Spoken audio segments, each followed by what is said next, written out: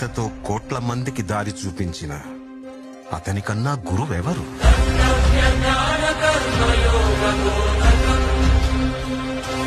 రక్షణ కోసం సముద్రం మధ్యలో ద్వారకా నగరాన్ని కట్టిన అతనికన్నా గొప్ప ఆర్కిటెక్ట్ ఎవరు?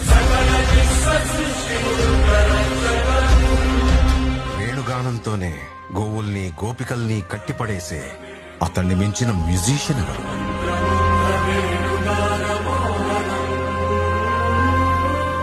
ధర్మం కోసం యుద్ధం చేయమని చెప్పిన అతన్ని మించిన వీరుడెవరు? హోమయాగాలతో వర్షం తెప్పించిన అతనికన్నా ప్రకృతిని అర్థం చేసుకున్న క్లైమటాలజిస్ట్ ఎవరు?